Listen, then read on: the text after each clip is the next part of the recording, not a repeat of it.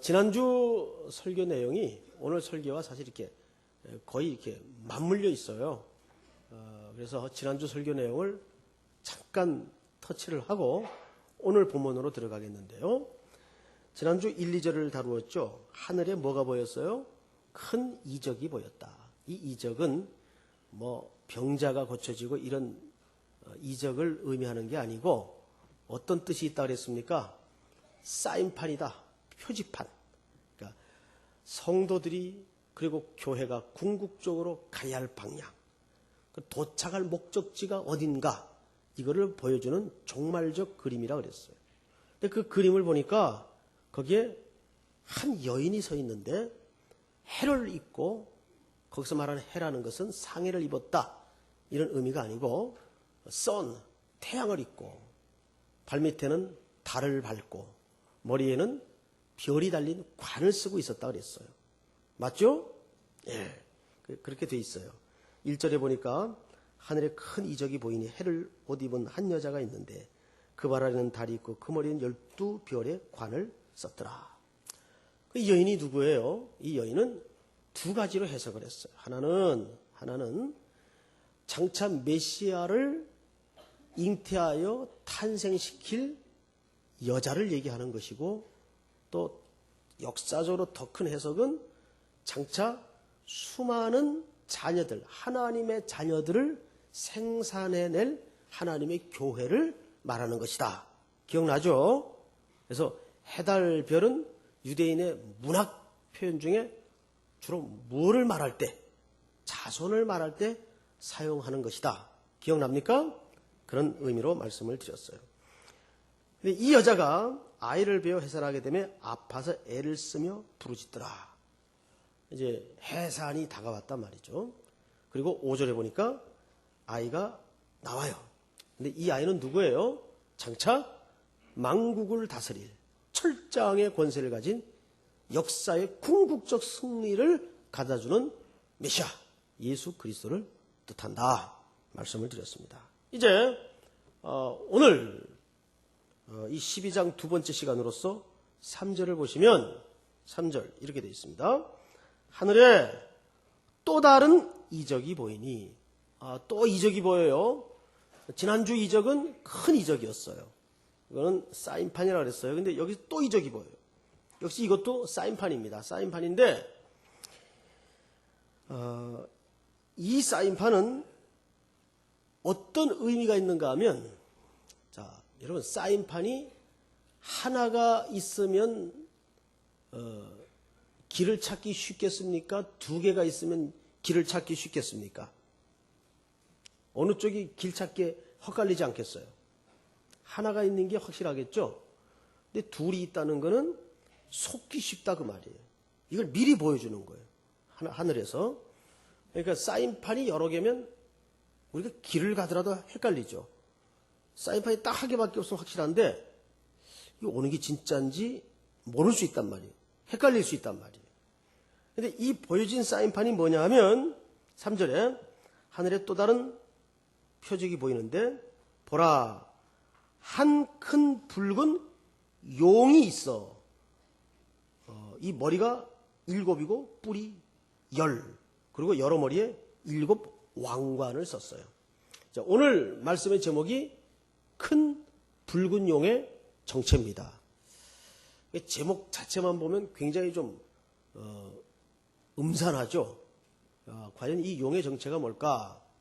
그래서 이걸 많이 궁금해하는 학자들, 성도들이 있어요. 그래서 뭐 별의별 해석이 다 나오는데 지금부터 성경을 한 4군데 정도를 빨리빨리 찾겠는데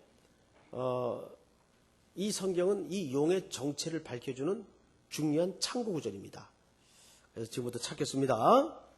시편 74편.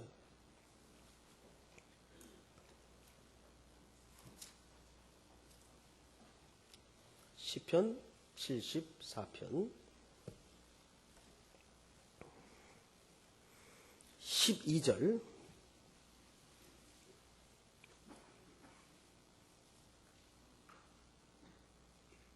856쪽이죠. 준비됐습니까? 예, 제가 읽습니다. 하나님은 예로부터 나의 왕이시라. 사람에게 구원을 베푸셨나이다. 주께서 주의 능력으로 바다를 나누시고 물 가운데 용들의 머리를 깨뜨리셨으며, 여기 뭐가 나옵니까? 용이 나와. 용들의 머리를 깨뜨리셨으며. 14절 시작.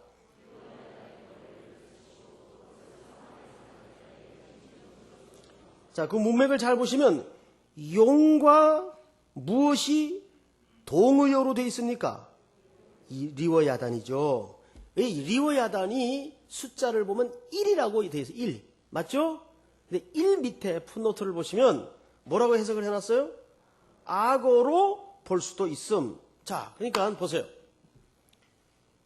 용은 성경에서 다른 말로 뭐라고도 표현을 해요? 리워야단이라고 표현을 해요. 근데 이 리워야단은 좀 더 우리말로 해석을 하면 무슨 말이 돼요?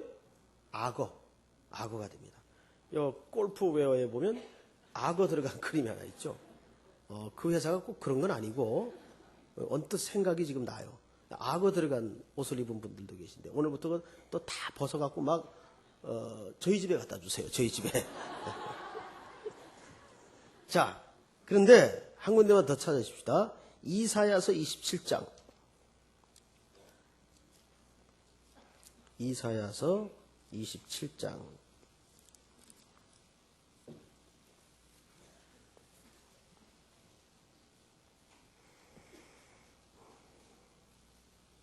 시편에서 몇 번 더 넘기면 됩니다.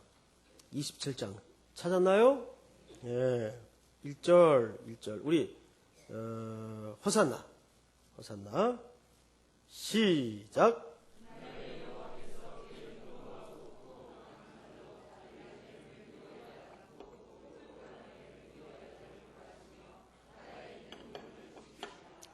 여기 보니까 칼로 날렘뱀, 이 뱀이 빠르단 말이에요. 날렘뱀, 리워야단. 그러니까 여기서는 리워야단하고 무엇을 동의어로 봤어요? 뱀. 근데 곧 꼬불꼬불한 뱀, 리워야단을 벌하시며 바다에 있는 용을 죽이시리라. 그러니까 이제 보세요. 정리가 돼요. 성경에서는 큰 뱀을 용이라 그럽니다. 큰 뱀을. 용이 또 뭐 따로 이렇게 다른 파충류로 존재하는 게 아니고 큰 뱀을 용이라 그래요. 근데 이 용을 다른 말로는 뭐라고도 해요? 리워야단. 그 리워야단은 풋노트에 보니까 뭐라고 해석이 돼 있어요? 이게 같은 말이에요, 사실은. 같은 말인데 그 어떤 속성을 강조하기 위해서는 다른 표현을 쓰는 것뿐이지 사실은 같은 말입니다. 그러니까 그걸 확실히 아세요. 용은 큰 뱀이다. 이 큰 뱀은 무엇로도 해석할 수 있다? 악어, 리워야단으로도 해석할 수가 있다. 이제 이 붉은 큰 용의 정체는 알았어요. 이게 뱀, 큰 뱀을 얘기하는구나. 그런데 이것이 무엇을 뜻하는 것일까? 이제 의미로 좀 들어가 보십시다. 정체는 발견했으니까 예레미야서 51장. 예레미야서 51장. 이사야 다음 책에 있어요. 51장.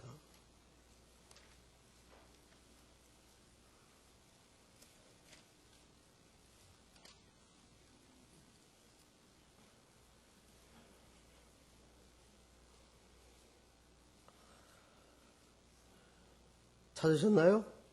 예, 34절. 34절. 같이 읽을까요? 51장 34절. 시작.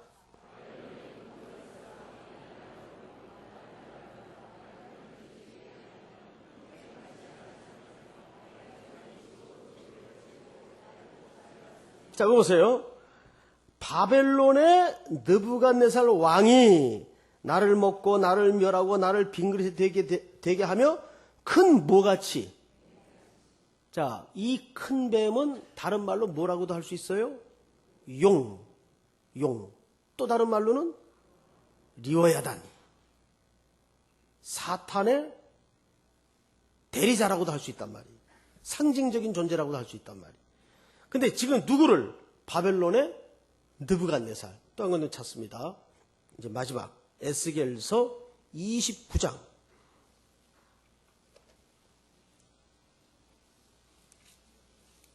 에스겔서 29장.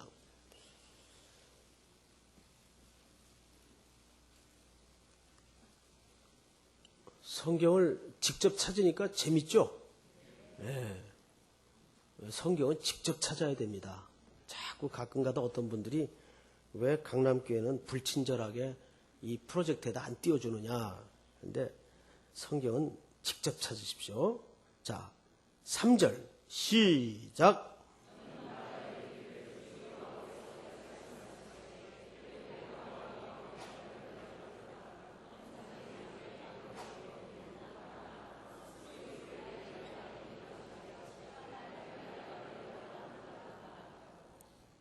이제 다 됐어요. 이제 중요한 건 다 찾았어요. 자, 저를 보세요. 우선 이 붉은 용의 정체를 밝히는 게 참 쉽지 않았는데 이제 거의 다 드러났어요, 정체가.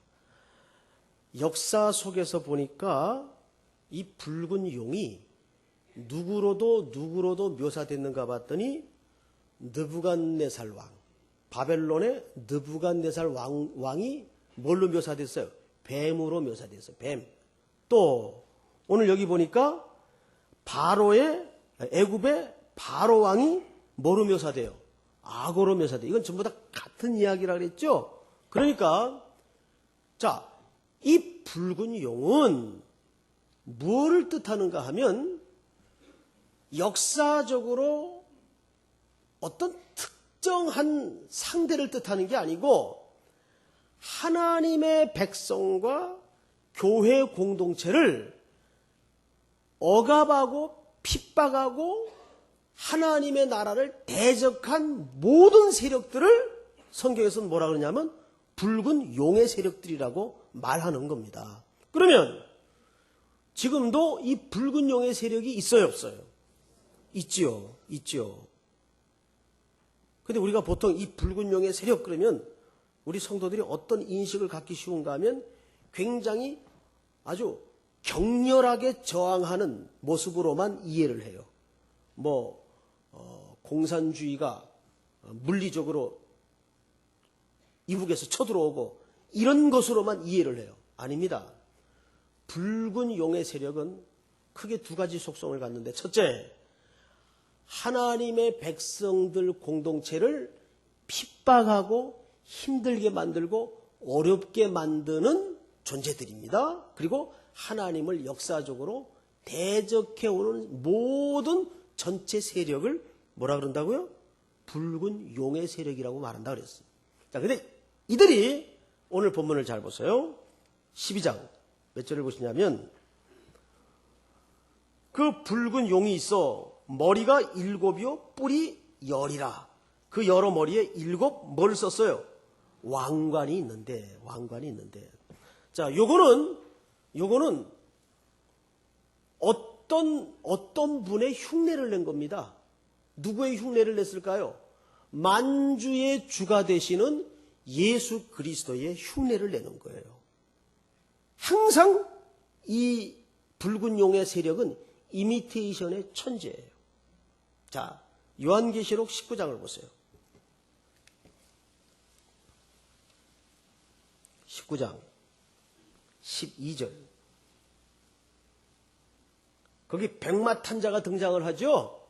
근데 이분이 예수 그리스도를 명칭합니다. 11절부터 제가 읽죠. 또 내가 하늘이 열린 것을 보니 보라 백마와 그것을 탄 자가 있으니 그 이름은 충신과 진실이라. 그가 공의로 심판하며 싸우더라. 그 눈은 불꽃 같고 그 머리에는 많은 관들이 있고 또 이름 쓴 것 하나가 있으니 자기밖에는 아는 자가 없고. 그 머리에 뭘 썼어요? 관을 써요. 관. 예? 자, 또 오늘 본문을 가서 보세요. 그 1, 2절에 나타났던 여자가 뭐를 썼어요?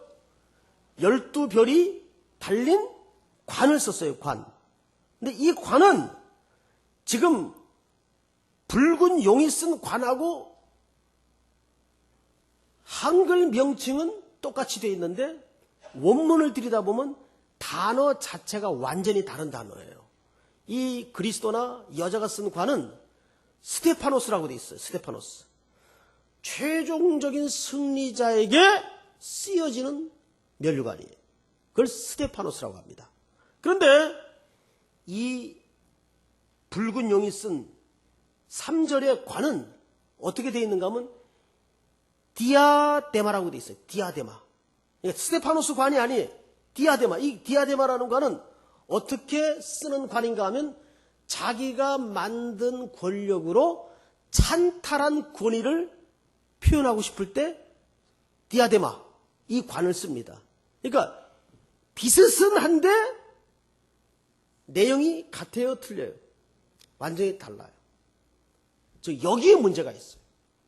오늘날 우리 성도들을 어렵게 만들고 핍박하고 고난의 현장으로 몰아넣는 것은 뭐냐면 뻔한 전쟁과 싸움으로 우리에게 달려들질 않아요. 항상 뭐예요? 비슷하게 똑같이 왕관을 쓰고. 그러니까 그 이단 그 교주들 보면 꼭 뭐 쓰고 나와요? 뭐 쓰고 나와요? 왕관을 쓰고 나와요. 예? 문아무개 씨도 꼭 나올 때 뭐 쓰고 나와요? 이 왕관을 쓰고 나와요. 이 흉내를 내는 거란 말이에요. 이게 늘 교주들이 왕관을 쓰고 나옵니다. 꼭 적그리스도들은 이렇게 그리스도의 흉내를 내게 돼 있어요. 그러니까 늘 보면 우리가 넘어지는 현장이 어딘가 하면 뻔한 대적 앞에 넘어지지 않아요. 비슷한데 분별 못하고 넘어집니다. 그리고 여러분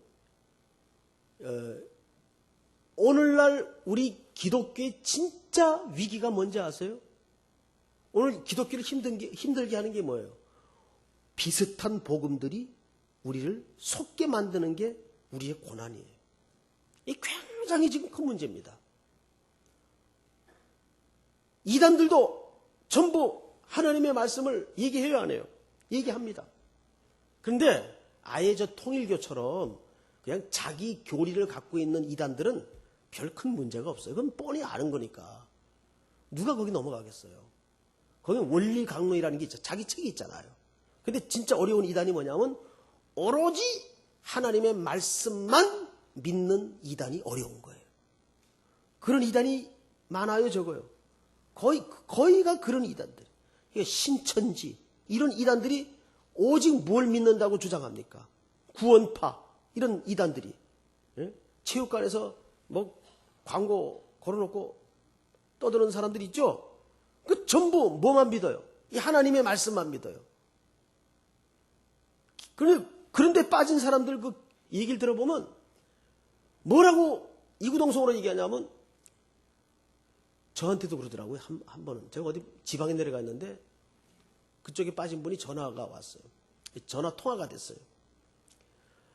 목사님이 몰라서 그런데요. 기가 막히게 쪼갠대요. 기가 막히게. 그래서 이걸 잘 생각하셔야 돼요. 이단에 빠지는 사람들 가운데 보면요. 의외로 똑똑한 분들이 많아요. 왜? 이빨이 딱딱딱 맞거든. 앞뒤가. 이거 뭐 여지가 없이 딱 퍼즐 맞히듯이 들이맞거든요. 그러니까 확실한 거예요. 근데 우리처럼 좀 얼빵해가지고 잘 믿지도 못하고 논리력 좀 떨어지고 이런 사람들은 이단에 잘 안 빠져요. 그런데 똑똑한 사람들이 이단에 빠져요. 보니까 확실하거든. 이게 문제예요. 그러니까 덜 똑똑한 걸 큰 은혜로 아시기 바랍니다. 아니 진짜입니다. 이제 웃으라고 하는 얘기가 아니에요. 그래서 똑똑한 사람들이 이단에 빠지는 경향이 많은 거예요. 그 똑똑함 때문에. 그러니까 너무 탁월한 게 좋은 게 아닙니다. 우리 애들 위해서 기도할 때 뭐 탁월하게 해주시고 그 탁자가 망하게 하는 경우가 많아요. 그 탁자가. 그러니까 여러분 평범한 것도 큰 은혜인 줄 아시기 바랍니다. 평범한 것도. 평범하기가 얼마나 어려운지 아세요? 예? 평범하게 산다는 게. 자, 근데 여기 성경에 보세요. 4절. 이놈이 뭘 하나? 이 7 흉내를 낸 이 붉은 용이 이제 무슨 짓을 하나 보십시다. 4절. 그 꼬리가 하늘의 별 3분의 1을 끌어다가 땅에 던지더라. 예, 이 짓해요. 근데 뭘 끌어다가 땅에 던져요? 자, 별은 항상 성경에서 무슨 표현을 쓸 때 별을 묘사한다고요? 하나님의 자손들. 그럼 물어봅시다. 이단들이 저 명동거리 나가가지고 안 믿는 사람들 전도하는 거 본 사람 없어요? 그런 경우는. 이단들은 반드시 집집마다 교패 붙은 집만 쫓아다니면서 문 두들기고 시비를 붙어요. 그런 사람들은 여러분 오죽지 않은 성경 지식으로 맞서지 마세요. 논쟁하지 마세요. 그냥 상대하지 말고 내쫓으십시오. 왜냐하면 그 사람들하고 논리적인 싸움을 해가고는 안 되게 돼 있습니다. 왜? 우리께 가짜라서 안 되게 돼 있는 게 아니라 그들은 그 말을 위해서 앞뒤 몇 개만 딱 뜯어다가 맞힌 얘기만 들고 다닙니다. 근데 진짜 전문가 제대로 만나가지고 몇 군데 찔러보면 대번 실력이 가짜라는 게 폭로가 돼요. 첫째, 구원론. 둘째, 창조론. 셋째, 성경론. 요 세 개만 정확하게 성경 들이대고 질문하고 고백하라 그러면 딱 손들게 돼 있습니다.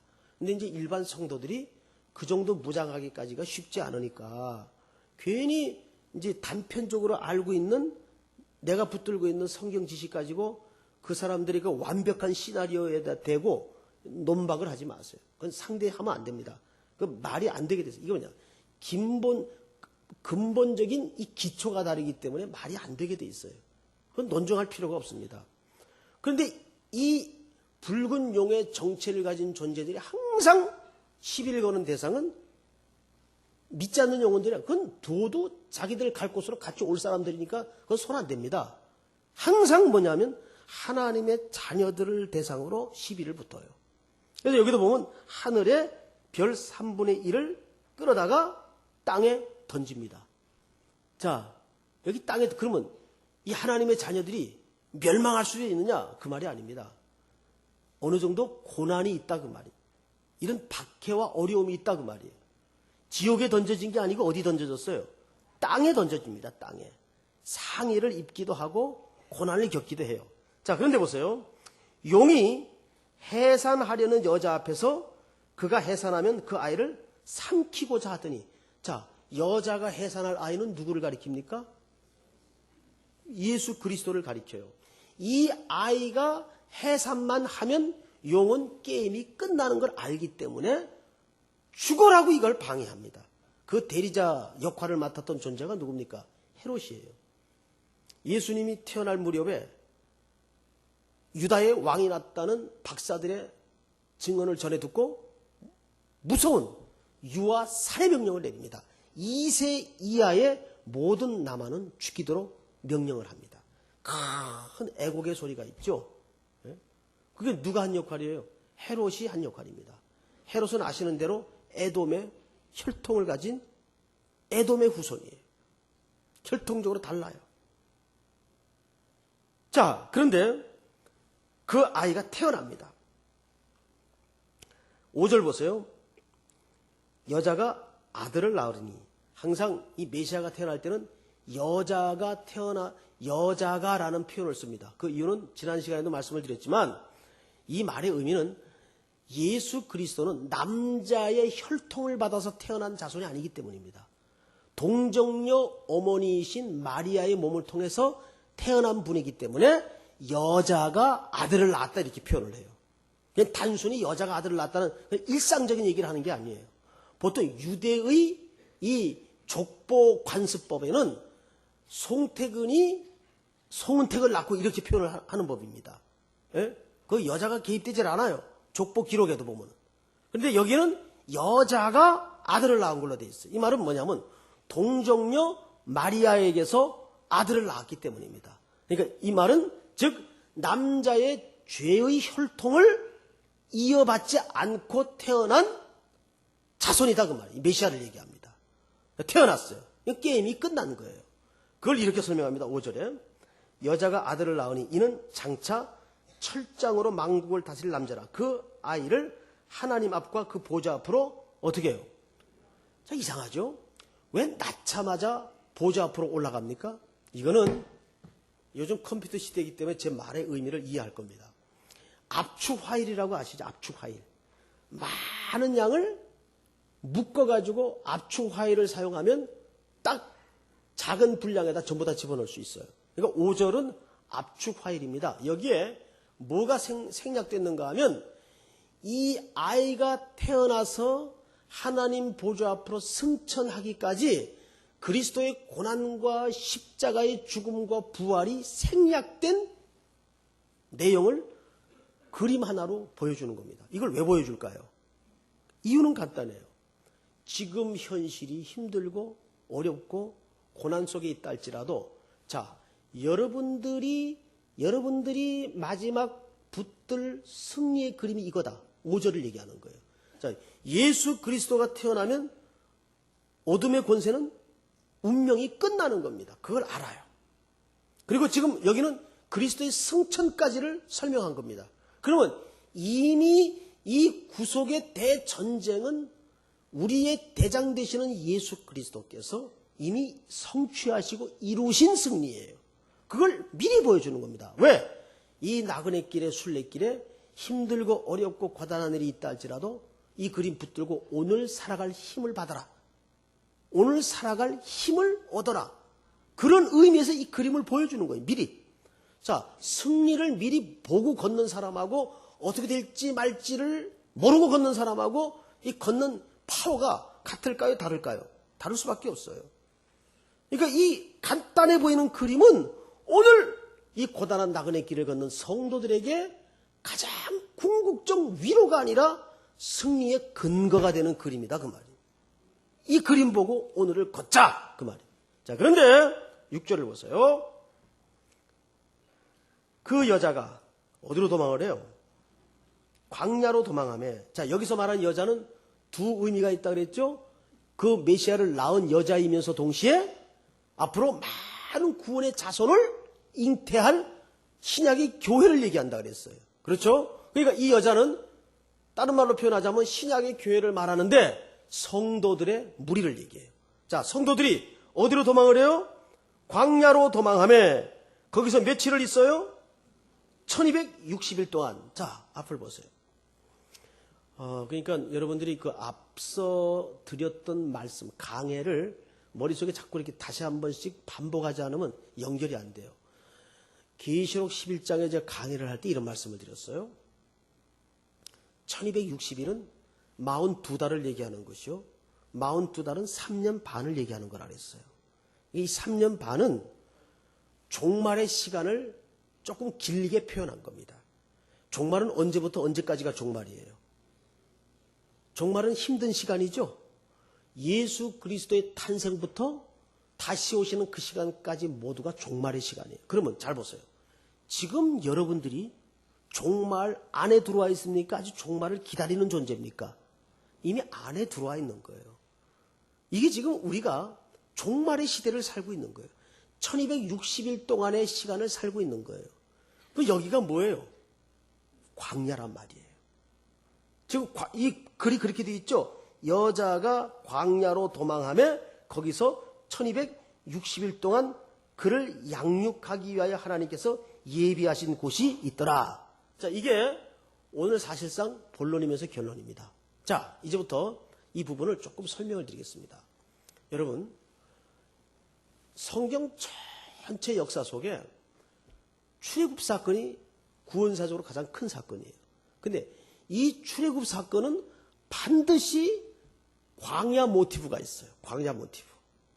출애굽해서 이들이 바로 가나안으로 들어갔습니까? 광야로 들어갔습니까? 광야로 들어갔어요. 자, 근데 광야는 어떤 것이에요? 광야는 씨 한 줌 심을 수 없고 열매 하나를 생산해낼 수가 없는 게 광야예요. 거기에는 무서운 추위와 밤과 절망과 전갈과 간조한 땅이에요. 그러니까 인간적으로 이 광야는 내가 무언가를 의존하거나 생산해낼 게 아무것도 없는 땅이에요. 그런데 여기에 깊은 광야의 역설적 영성이 감추어져 있어요. 그래서 광야만큼 하나님의 임재를, 하나님의 인도를, 하나님의 보호를 체득하고 경험할 수 있는 공간 또한 더 이상 존재하지 않습니다. 그걸 가장 전인적으로 온몸으로 체득할 수 있는 공간이 어디예요? 광야예요. 오늘 이 광야를 걷는 사람들이 있어요. 내가 어떤 것도 스스로 만들어낼 수 없는 절망에 놓여 있거나 아무것도 의지할 수 없는 벌판에 던져진 것처럼 그렇게 지금 처해 있는 사람들이 있어요. 거기가 광야인데 이걸 아셔야 돼요. 광야에는 아주 놀라운 하나님의 패러독스, 역설이 감추어져 있어요. 그래서 그 광야만큼 하나님의 임재를, 하나님의 인도를, 하나님의 양육을, 하나님의 보호를 경험할 수 있는 공간 또한 더 이상 존재하지 않는다고 말이에요. 거기서 뭘 훈련받아요? 우리가 누구의 힘으로 살아가야 되는가? 이걸 훈련받는 거예요. 이게 광야예요. 자, 이거 보세요. 붉은 용은 늘 우리를 죽을 자리로 몰아내요. 아무것도 없는 대로 몰아내요. 야, 너희 여기가 끝이다. 그러고 그냥 확 밀어내요. 제 표현 보면 정말 그럴 것 같죠? 밀어내요. 그래서 그냥 낭떠러지에 서게 만들어요. 그러면 뒤집어지죠. 아우성치죠. 하나님 도대체 어디 계신 겁니까? 신앙적인 회의도 오고 정말 절망도 되고. 그런데 보세요. 거기서 우리는 이제는 누구밖에 의지할 수가 없어요. 좀 아닐 말로 하나님이 계시든 안 계시든 하나님밖에 의지할 게 없어요. 정말 그런 환경에서는. 그게 역설이라니까요. 그래야 사람이 하나님의 존재와 그분이 나를 얼마나 총합적으로 붙들고 계신가를 체득하게 된다고 말이에요. 그러니까 광야는 저주의 곳입니까? 은혜의 곳입니까? 은혜의 곳이에요. 여러분 지난 시간들을 잘 추억해 보세요. 내가 등 따시고 배부르고 널널할 때 하나님을 절박히 찾았습니까? 그냥 정말 광야처럼 무서운 전갈이요 죽음의 밤이요 내 힘으로는 아무것도 할 수 없는 끝이라는 그 입장에서 내가 신앙이 점프됐습니까? 어느 쪽에서 신앙이 큰 것 같아요? 후자거든요. 늘 그래요, 사람은. 그래서 여러분 신명기 8장을 한번 보세요. 신명기 8장.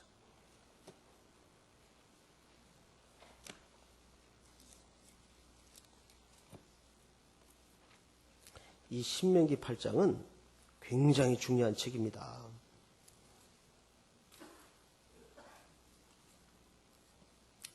자, 1절부터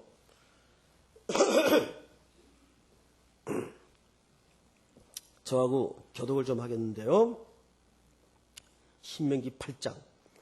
내가 오늘 명하는 모든 명령을 너희는 지켜 행하라. 그리하면 너희가 살고 번성하고 여호와께서 너희 조상들에게 명시하신 땅에 들어가서 그것을 차지하리라.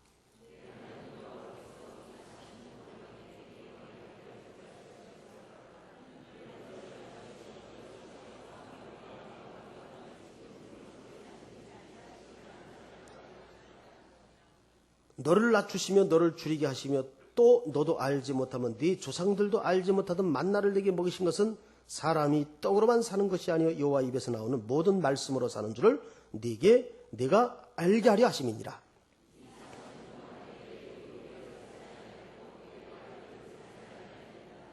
아멘. 자, 앞을 보세요. 40년 동안 발이 부르지 않고 의복이 헤어지지 않고 날마다 만나를 경험케 해주셨어요. 이게 어디서만 체득할 수 있는 은혜입니까? 광야에서만. 애굽에서는 이 체험을 할 수가 없어요. 등 따시고 배불러서는 이 체험이 안 돼요. 인간은 안 되게 돼 있어요. 그래서 광야로 몰아넣는 겁니다. 여기 우리 교회는 유럽 청년들이 많아요. 이제 3부에도 청년들이 많이 오셨는데 이 노량진에 모여든 청년들은 거의 80, 90%가 지방에서 올라온 청년들이에요. 정말 여기 광야, 이 노량진이 광야란 말이에요. 예? 가장 젊은 날 치열한 젊음을 담보로 이제 미래를 준비하는 시기예요. 자, 한 달에 집에서 올려주는 몇십만 원 가지고 학원비 내고 이제 생활을 해야 돼요. 철저하게. 돈 만 원이 아쉬운 시간들이에요. 이 시기가. 여러분, 이 광야의 시기야말로 이 강남교회라는 보금자리에서 정말 하나님만이 내 근거고 전부이시구나를 배울 수 있는 유일한 배양터인 걸 여러분들이 훈련받으셔야 됩니다. 여기서 그걸 경험하고 인지하지 못하면 평생 그 은혜를 누릴 수가 없어요. 그래도 젊은 날 하나님의 은혜를 경험해야지 이제 나이 50, 60이 넘어가지고 그때는 여러분 시간이 아니에요. 그때는 실패를 하고 좌절을 하고 뒤집어졌다 엎어졌다 해도 20대 하는 게 낫지 50, 60 넘어서 하는 게 낫겠어요?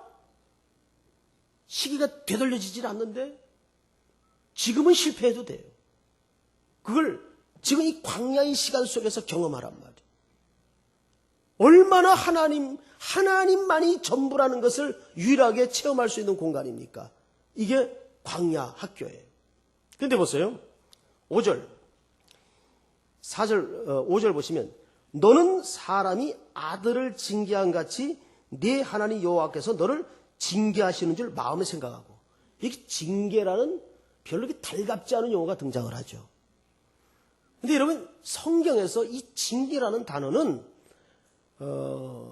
무슨 표현인가 하면 그 헬라 말에는 이렇게 돼 있어요. 파이데이안이라고 돼 있어요. 파이데이안. 이 말은 자녀를 만들어간다 그 말이에요. 퍼니시먼트가 아니에요. 그러니까 너 잘못했지. 열 대 맞아. 엎드려 뻗쳐. 딱 열 대 때리는 건 체벌이에요. 체벌. 그건 정말 벌을 주는 거예요. 잘못했으니까. 그런데 여기서 말하는 징계라는 것은 그런 체벌의 개념이 아니고 내가 사랑하는 내 아들이니까 내가 이 자녀를 만들겠다는 하나님의 의지가 여기 담겨진 거라고요. 여러분 보세요. 내 자식이 PC방에서 맨날 빨간 토끼 눈이 돼가지고 앉아있는데 아빠가 지나가다가 너 몸 좀 돌봐가면서 해라. 이런 아빠가 있어요? 그건 자기 자식이 아니면 그렇게 얘기할 수 있어요. 자기 자식이 아니니까. 내 자식이 아닌데 날밤을 새든 알밤을 새든 알게 뭐예요. 근데 내 자식으로 앉았다면 그리고 두겠어요? 예? 딱 집어가지고 그걸 가만둬요? 처음부터 베껴서 다시 만들죠? 왜? 지금 하나님은 가나안의 복락의 땅을 주기 위해서는 이걸 실력 없이 그냥 넣어서는 안 돼요. 아들한테 회사를 물려줘야 되는데 우린 하늘의 기업을 상속받을 자 아니에요? 상속받을 자. 그게 성경의 약속 아니에요. 근데 상속을 받아야 되는데 실력을 갖추지 않고 상속을 받을 수 있어요? 그러면 6개월 못 가서 가게 말아먹어요. 회사 말아먹는단 말이에요. 아멘? 그래서 광야라는 학교에 집어넣어가지고 이 아무것도 없는 절망의 땅을 지나게 하면서 하나님만 집중하는 훈련을 이렇게 시키는 거예요. 그러니까 이 광야는 은혜. 예? 오늘 여러분 광야의 밤을 만났습니까? 절망을 만났습니까? 내가 이 괴로운 시간, 이 괴로운 현장, 이 괴로운 환경이 없었더라면 일본의 뇌성마비 시인의 미즈노 겐조라는 사람이 있어요. 이분은 눈알만 움직여요. 가나카나 히나카를 벽에 붙여놓고 눈알 가는 눈빛 가는 곳으로 엄마가 찝어서 글자를 만들고 시를 써요. 이제 그 엄마가 죽자 이제 그 아내가 이제 그 일을 대신하는데 그분이 만든 시 중에 괴롭지 않았더라면이라는 시죠. 괴롭지 않았더라면. 아주 기가 막힌 주옥 같은 시편만큼 청초한 언어로 기록된 시입니다. 괴롭지 않았더라면 내가 그리스도를 어찌 알 수 있었을까? 괴롭지 않았더라면 이 보배로운 진리를 어떻게 깨달을 수 있었을까? 괴롭지 않았더라면. 자기 인생의 폭풍우처럼 닥쳐진 그 어려움, 고난, 육신적인 질병, 그 괴로움을 하나님의 은총으로 승화시킨 시예요. 지금 여러분 광야에 있습니까? 예. 우리 모두가 지금 광야를 걷는 거예요. 근데 여기서 하나님이 내게 어떤 훈련을 원하시는가? 그걸 볼 때 그 광야는 광야가 아니에요. 그때부터 그곳은 내게 은총의 땅이 되고 은혜의 강수가 된단 말입니다. 믿습니까, 여러분? 자, 다시 신명기 11장을 8장 11절을 보세요. 내가 오늘 네게 명하는 여호와의 명령과 법도와 규례를 지키지 아니하고 네 하나님 여호와를 잊어버리지 않도록 삼갈지어다. 12절 시작.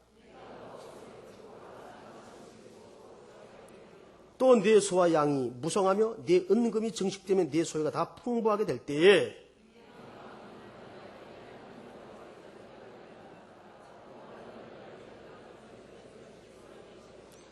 너를 인도하여 그 광대하고 위험한 광야 곧 불뱀과 전갈이 있고 물이 없는 간조한 땅을 지나게 하셨으며 또 너를 위하여 단단한 반석에서 물을 내셨으며